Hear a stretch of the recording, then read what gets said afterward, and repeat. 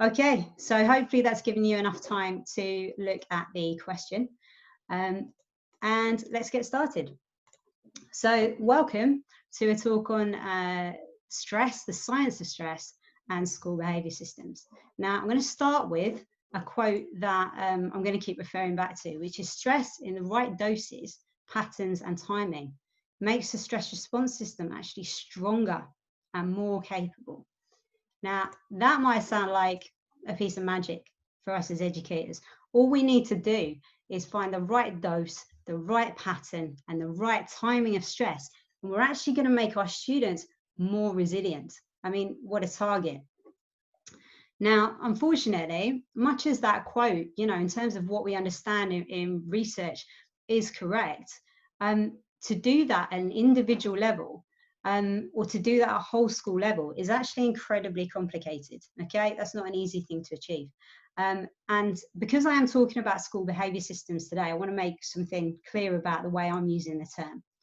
So if I mention school behaviour system today, I am only referring to that written policy of identifiable consequence after a pupil has done something or not done something. And that policy that I'm talking about is basically applied to nearly all, if not all, students.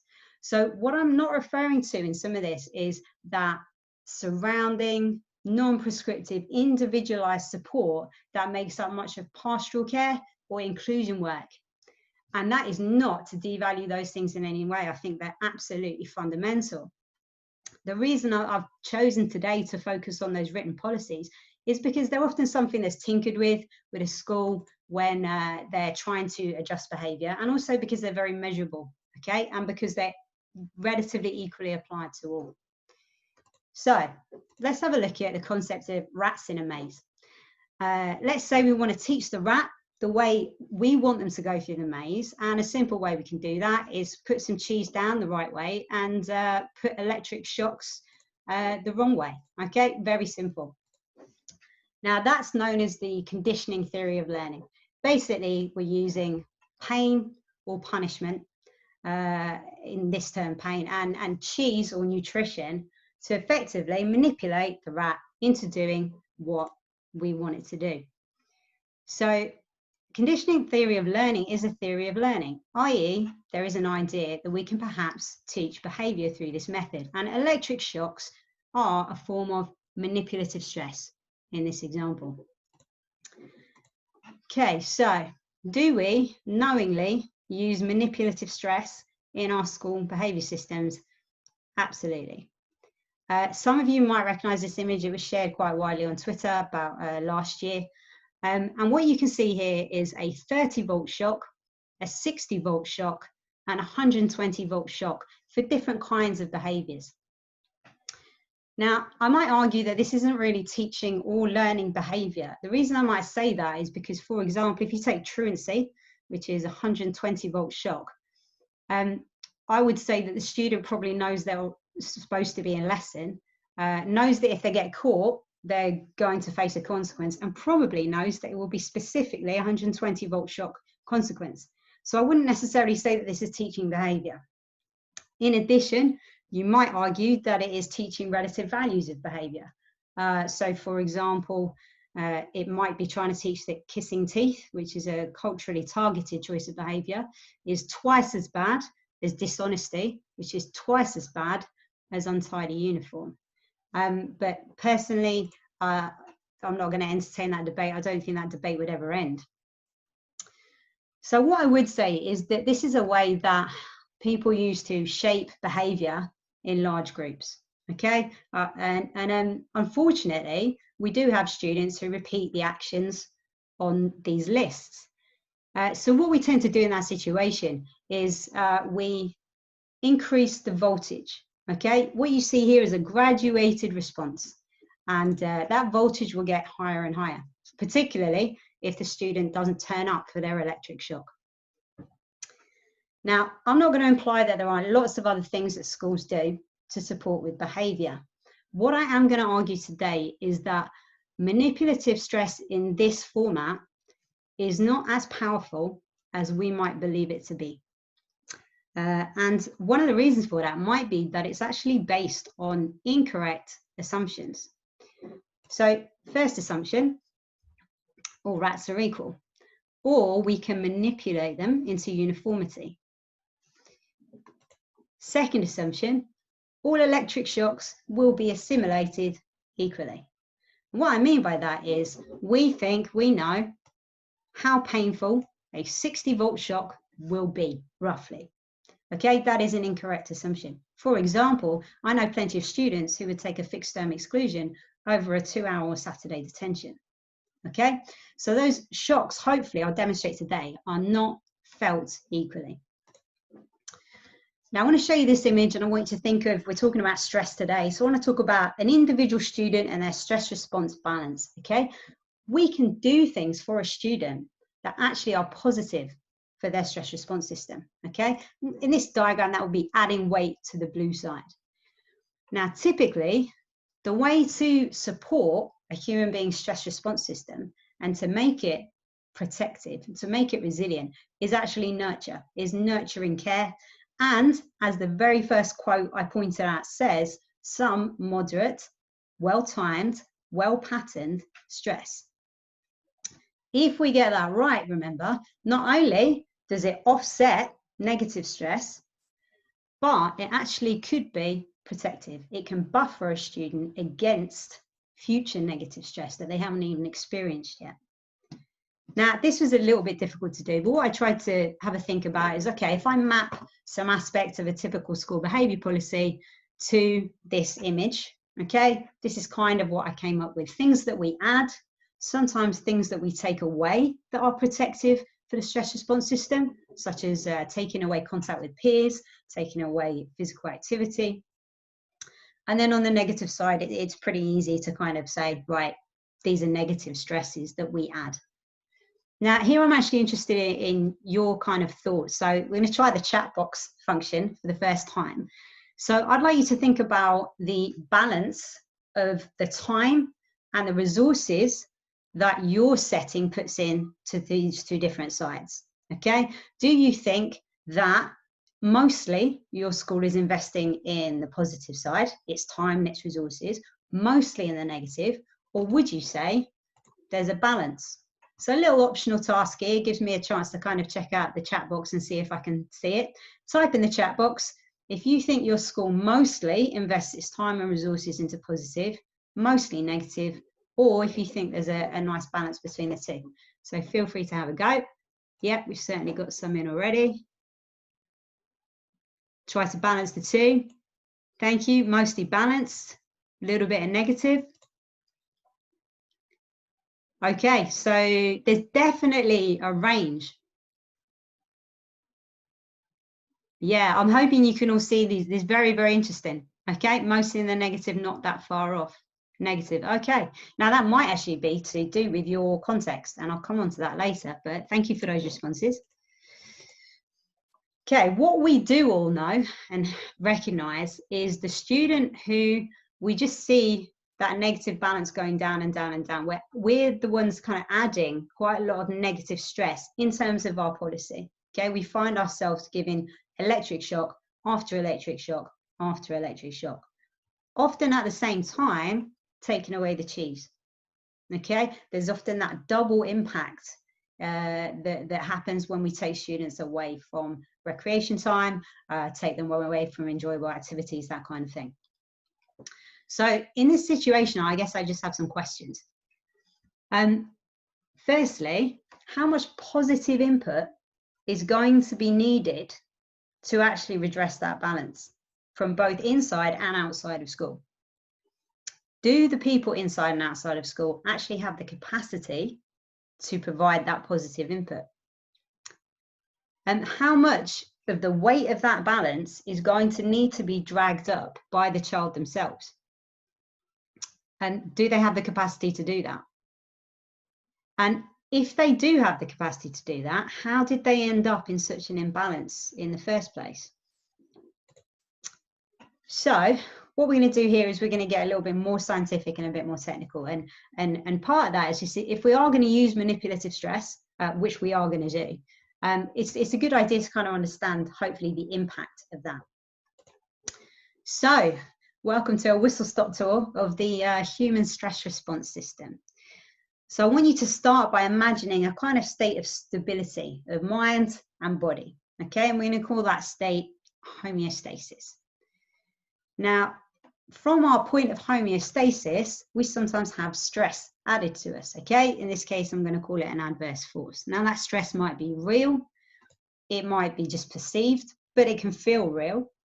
That stress might be coming from inside our body, it might be coming from outside of us.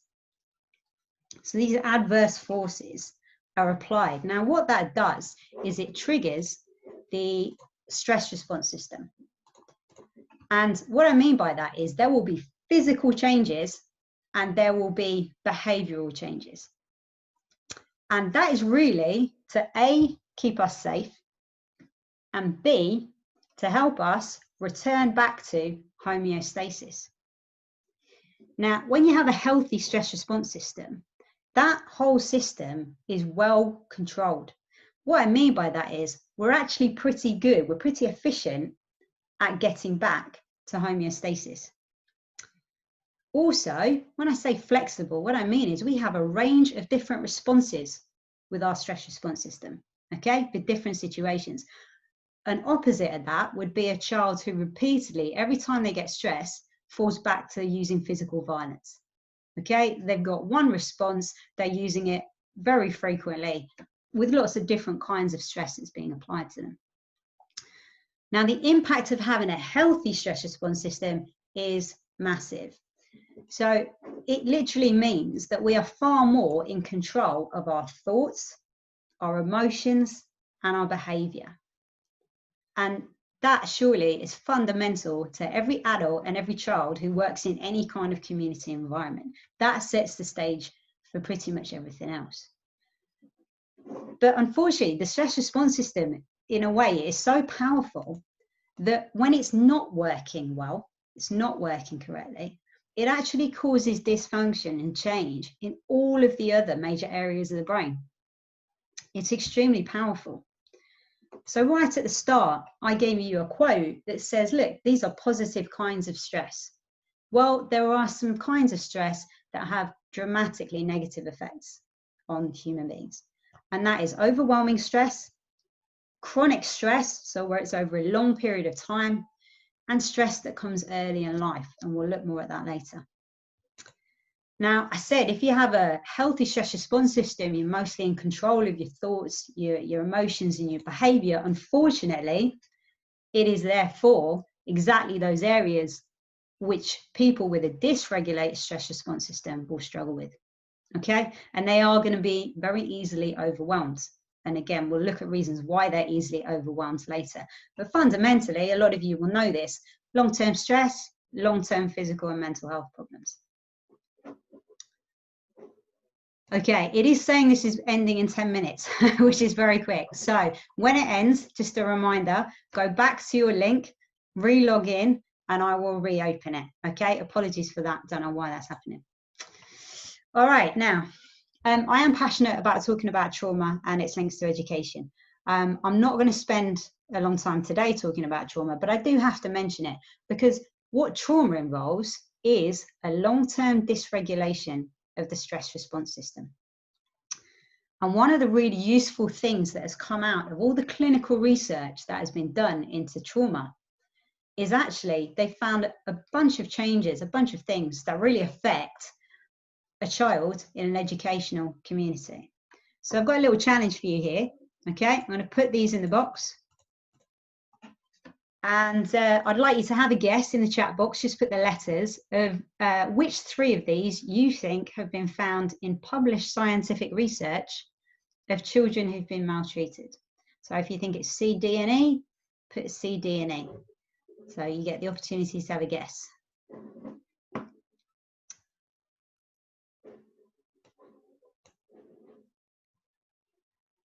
Okay.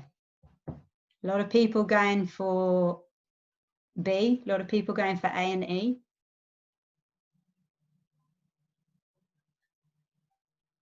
Okay, all right. So I've got 2 or 3 of you 2 or 3 of you, in fact 4 of you now have caught me out. Well done. Yeah, good stuff. So hopefully the information around trauma research is kind of getting into the general consciousness in education. Thank you for your input there. Not only is it all of them, okay, there's not 3, this is like the tip of the iceberg of what's been found, okay? So it's a huge area which we're now benefiting and learning about in terms of education, but obviously this has a massive impact. However, particularly in secondary schools, there is a kind of prevailing view that behaviour is a choice, okay? It's their choice, it's their decision. I say secondary schools, you know, there were 37 4-year-olds permanently excluded in the last national data set. I don't think anyone is implying that, you know, that was a choice on their behalf. I think in primary school, you know, as you get older, perhaps that's more of a view, but certainly in secondary school where most exclusion happens, we focus on the decisions of the child, okay? Decisions of the child, and when things are going wrong, what we try and do is get them to make different decisions. Okay, well, let's have a look at decision making. So I'm going to show you a couple of areas of the brain here. This first one I want you to look at is the large blue area, which is right in the front of your head here, and that is the prefrontal cortex. Now, the prefrontal cortex is where our conscious thought is based. Not just thought, not just our decision makings, but our ability to concentrate on things, our empathy, our analysis, our problem solving. That is the area where you want students to be living, right? All the activity going on when they are in a lesson with you, okay? So it's an incredibly useful and powerful area. However, there is another area we need to consider specifically for today, and that is in the red circle, and that's the amygdala. Now, the amygdala does lots of different things, but one of its functions, probably the one it's best known for, is it tells us if there is danger. And what it does is it triggers our stress response system. Now, what I want you to imagine is there's like a sliding scale of power, okay, and activity between the prefrontal cortex and the amygdala. And if our stress response system gets triggered, what happens is the activity moves away from the prefrontal cortex and comes down to the stress response system. And if we feel completely safe, okay, you might be sitting there feeling completely safe, there's almost no activity in the amygdala, and your activity right now is hopefully thinking, listening, analysing. You're up here in the prefrontal cortex. So it's like a sliding scale. Now, much as a good head of year comes in and settles down the year group in assembly, the prefrontal cortex can settle the stress response system. Okay, it can settle that impulse when it gets triggered. But the ability of it to do that depends on a lot of things. Basically, our ability to manage that has come through a long history of nurture from other people, particularly in the younger years of life. So literally, that area has developed through support. And obviously, some people don't have access to necessarily that support at particular key times. So let's have a look at what difference chronic stress makes to these areas, because it literally is going to change the entire picture. When I say chronic stress, that is really living in any kind of persistent difficulty, whether that is living in poverty, whether that is having a parent who's incarcerated, any kind of abuse or neglect.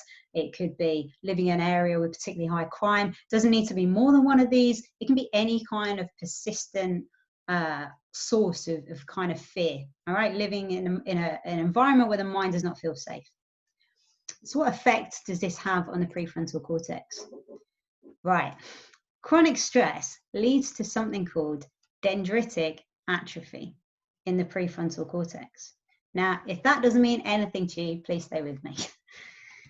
So what I'm going to put here is a picture of brain cells in the cortex, okay? And hopefully you can see a dark pyramid shape with a thick dark stem coming out of the top of it.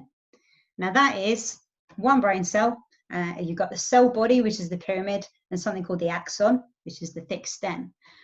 But coming out of it are all these branches, okay, all over that image. And it's the branches that are called dendrites. And the word atrophy, unfortunately, means to waste away. So chronic stress leads to wasting away of some of these dendrites. And why are these dendrites important? They're how our brain cells talk to each other. Okay, they're how they connect to each other.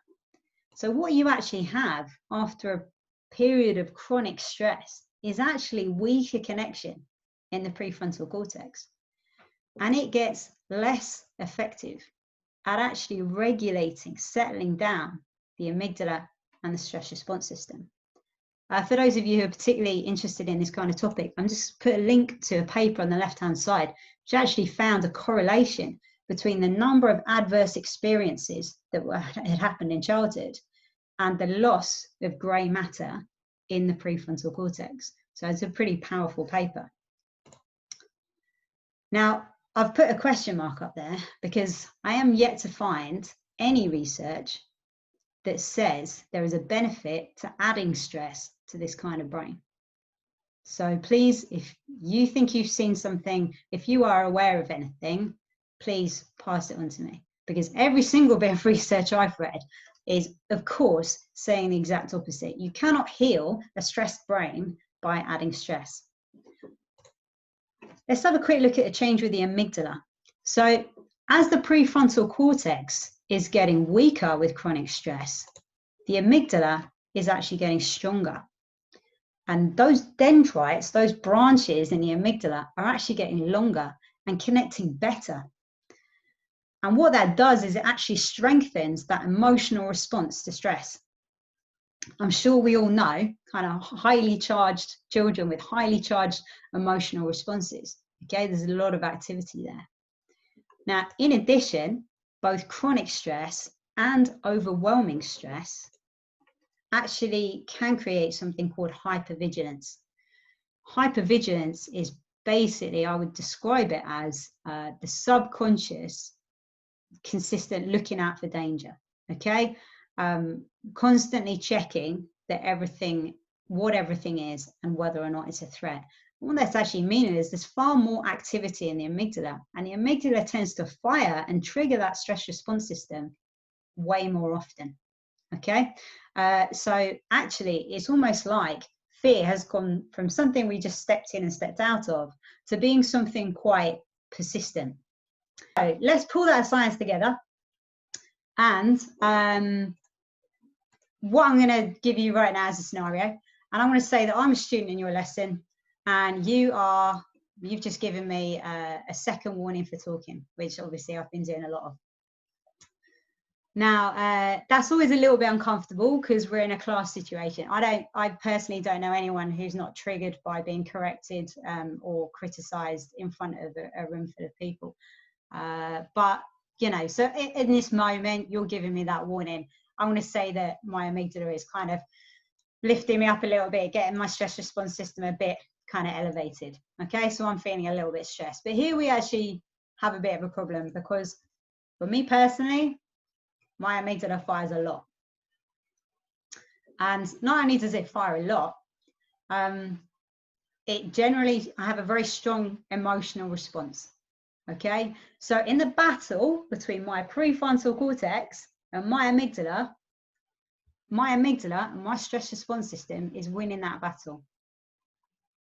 So I'm probably going to follow what my stress response system is telling me to do. Now, in general, that could be I'm getting out of the classroom right now, or I'm going to get into a confrontation with you, which is why it's a problem for both of us and everyone else in the room. Thing is, I keep doing that.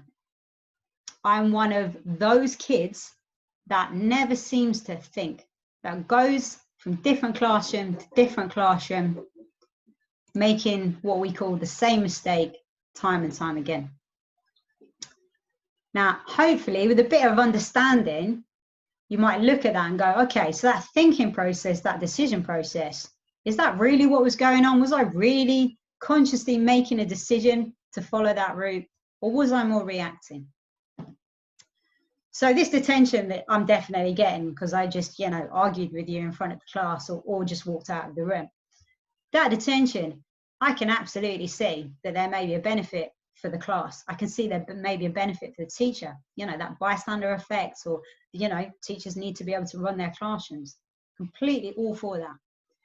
What it is difficult to argue is that the 60 minutes that I'm going to sit in silence actually does anything to improve the situation long term, either for me or for the teacher or for the class. The reason being is it doesn't address the cause of the problem. The cause of the problem was my stress response system and that dysregulation that it has. So that kind of changes things when we start to think about that punishment. And chronic stress, the point I'm making here is that chronic stress absolutely affects our decision making, our empathy, so our ability to put ourselves in the perspective of others. It affects our ability to analyze the situation. It affects our ability to think about other options and what we could do right now. It even affects our ability to recall the advice our mentor gave us about what to do in this situation, because all the activity has been drawn down towards the stress response system. Okay, let's see if that was kind of sinking in. Okay, so what I'm going to do is I'm going to put up another recall question. I'd like you to have a go in the chat box again. Which of the following do you think are changes to the brain found after chronic stress?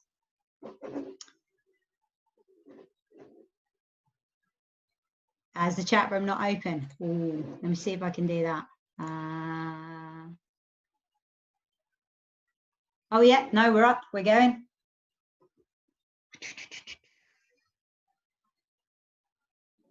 Okay, this is interesting. Whoever said all, not so much. It's not all in this case.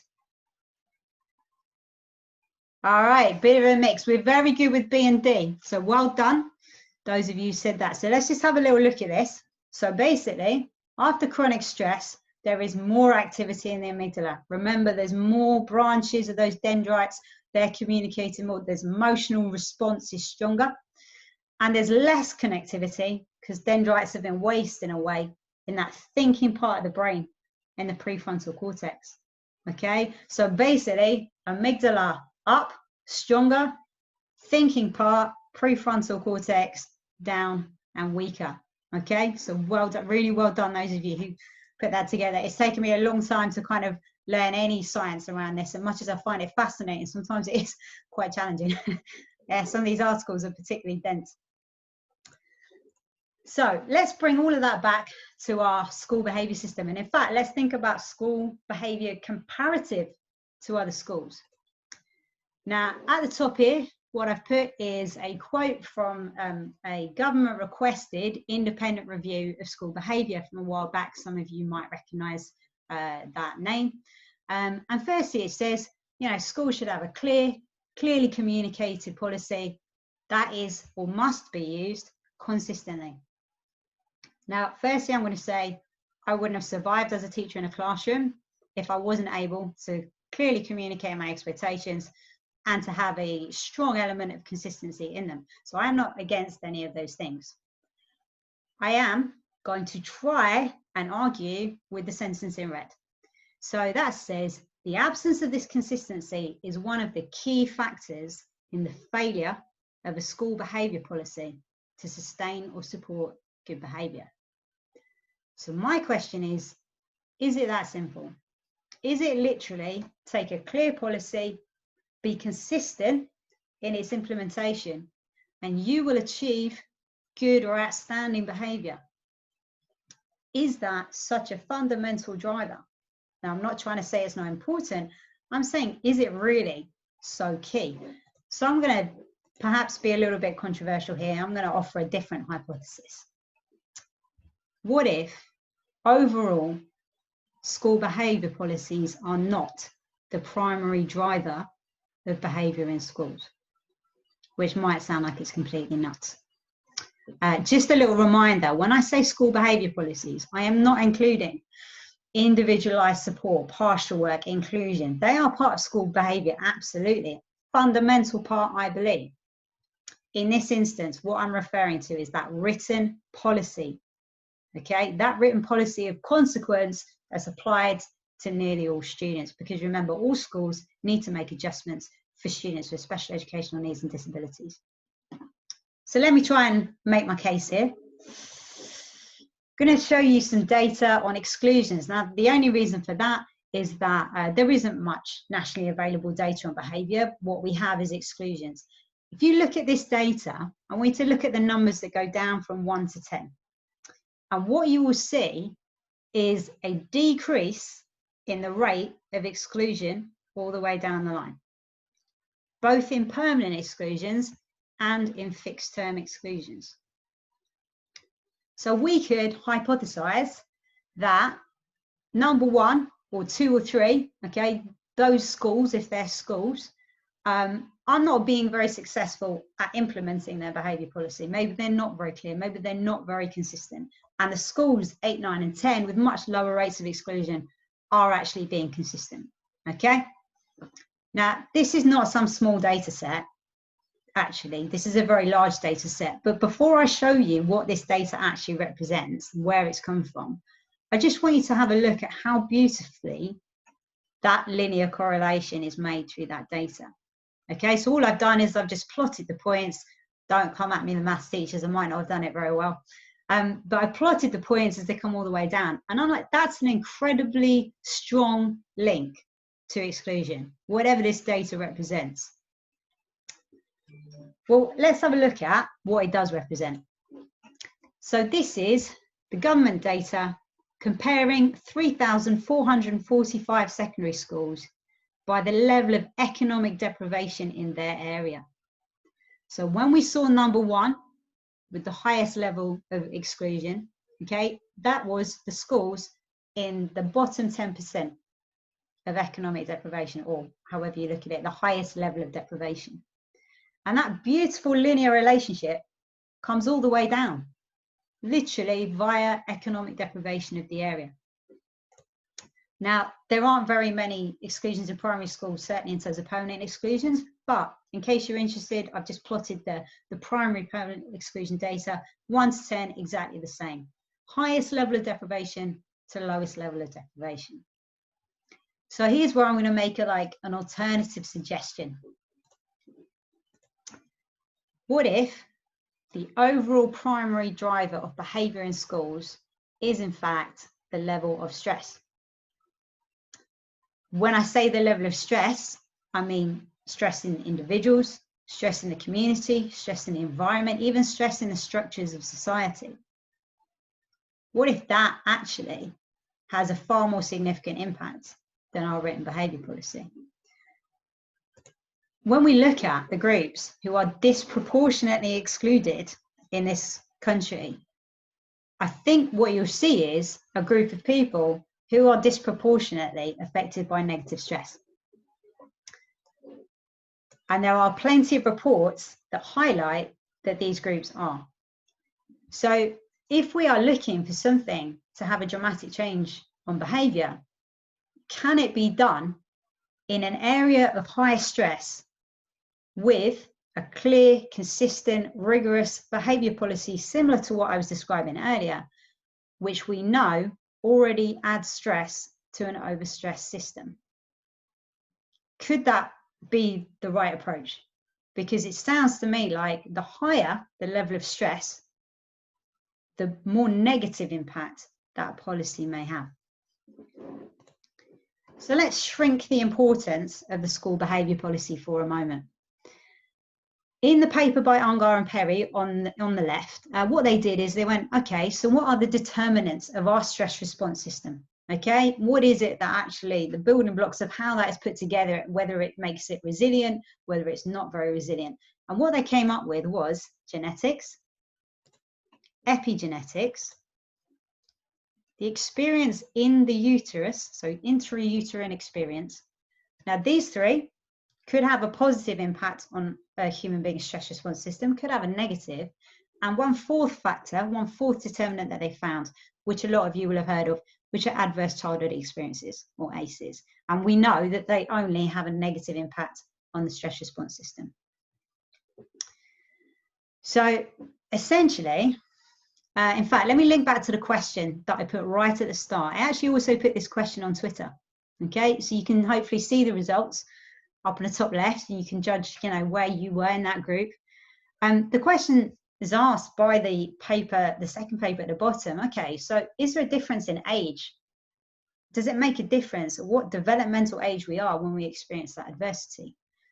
The shock is that the best predicted age, the age that best predicted functional difficulties, was 0 to 2 months, which is very hard to hear. In fact, I would say that all of this is hard to hear as educators because we're talking about things that we have almost no control over.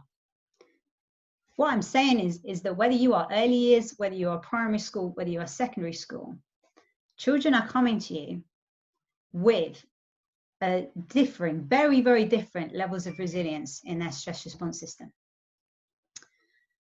But there is one piece of massively good news that I need to throw in here. And that is that in the same paper, what they found was more important as a predictor of the current level of functioning was current relational health. So the children they were looking at were then like 9, 11, 12 years old. They knew there'd been huge adversity in those early stages, but the best predictor, even stronger than the age at which it happened, was the level of connectedness, okay? The quality and quantity of relationships with other human beings in their life. And that is why you hear so many people in education talking about the power of relationships, okay? This is something that a lot of people understand. And actually, you know, I would say we're in the relationships business. So basically, if a child comes with a negative combination of these three things, the genetics, the epigenetics, the adverse childhood experiences, all of those, if they come with a negative combination of those, our electric shock heavy policy is, remember, adding stress to an already overstressed system. If they come with a positive combination of these things, actually, our behavior policy might be that moderate, well-timed, well-patterned stress that actually makes them more resilient. And that's why context matters. It matters for the individual, it matters for the area, it matters for any particular vulnerabilities or difficulties or forms of chronic stress that those young people might be experiencing. So, problem, you have a child in front of you or you're trying to run a behavior system, you don't know what their genetics are. I mean, and also we're not at that level where we can look at that and say, this is what we should do. You know, a lot of the time we're kind of operating on our best instincts. So what if there was a way we could like go, right, let's attach a label, okay? This one, this one, this one, this one, this one. These guys have very dysregulated stress response systems. So we're going to change what we're doing for them. Well, let's have a look at that concept. There are children in schools that have labels and we're actually very used to that, okay? I'm going to give a scenario here, so just bear with me. So my scenario is A and B repeatedly end up in the removal room. A has a diagnosis of ADHD, so that's our label. We're going to change the policy for A, and we're going to say, right, she only has to do half days in the removal room, okay, because we're making a reasonable adjustment. Both students continue their pattern of removal. Now, here we have, again, some assumptions that are possibly incorrect and flawed. Assumption number one, B doesn't have any vulnerability, doesn't have any special educational need or disability, and is making a choice. First assumption. Second assumption, we understand fully how A is affected by her ADHD. Third assumption, we are confident that half a day in removal room is something that she's capable of doing, sitting in silence or staying within those boundaries. We've decided that that is something that she is able to do. Assumption number four, and this is fascinating, we've decided that A only has ADHD. Now, the image on the left is from the paper at the bottom, which is just, for me, a game-changing paper. it found something absolutely incredible. What it found was when it comes to mental health, there's something called comorbidity. What that means is, for every person with a diagnosed mental health condition, 66% of them meet the criteria for a second, and 53% of them meet the criteria for a third. These neat little labeled boxes that go autism, anxiety, Tourette's, obsessive compulsive disorder, they might appear to make things simpler for schools to manage certain things, but those boxes are an illusion. So I'm kind of bringing this towards a close, and what I'm going to suggest is that the key is in the scenario. Both students continue their pattern of removal. So rather than relying on labels or relying on our judgment that someone is making a choice, anytime you see persistent and impairing outcomes, you have a duty to adapt. Don't wait for a label, ever, would be my advice. And be aware that when you see the kind of behaviours that would put someone in a scenario like a removal room, we are probably adding stress to an overstressed system. When we see that pattern, when we see that persistency, okay, we can actually be compounding vulnerability. Okay, so my kind of key takeaways, I know that was a lot of information. My key takeaways really are that the stress response system has a really powerful effect on our thinking, on our emotional control, and on our behavior. And that at an individual and possibly a population level, stress might be a key predictor of behavior. So something for you to consider in your settings. How does your school behavior system account for that? Okay, I'm really sorry this is a one-way talk. I'm very used to kind of having interaction. So I hope that you found it useful, and I hope you found some good information in there and something that was provoking. I feel like someone might have kind of hacked the feed here. I can hear something. Firstly, I'd like to say that if you felt that there weren't very many strategies or kind of concrete things in this talk for people to act on, I would say that's what I try and do when I go into schools and help them by looking at their context, okay? By going in and recognizing the uniqueness of the situation and what needs to change and what's the, you know, the kind of next best step. But I love to connect with people, and I'm really looking for feedback. I'm really looking for questions. I'm really looking for comments. If you think that something needs to be corrected, please, please, please get in contact. And also, if you know anyone who is looking for any kind of additional training or additional consultancy, all my details are there. I guess we have a little bit of time, so I'm actually going to flick through the chat just before we finished. Okay, cool. Thank you so much. I'm glad that you found it interesting. Like I said, please, please, please at me on Twitter, email me, and I hope you have an amazing time watching all of the other talks. And if you get the opportunity, it's at NTLD Bucks, and that's the kind of general chat for those who've been chatting all day. Again, thank you so much. Take care, and I'm going to end it here. Okay, thank you. Bye-bye.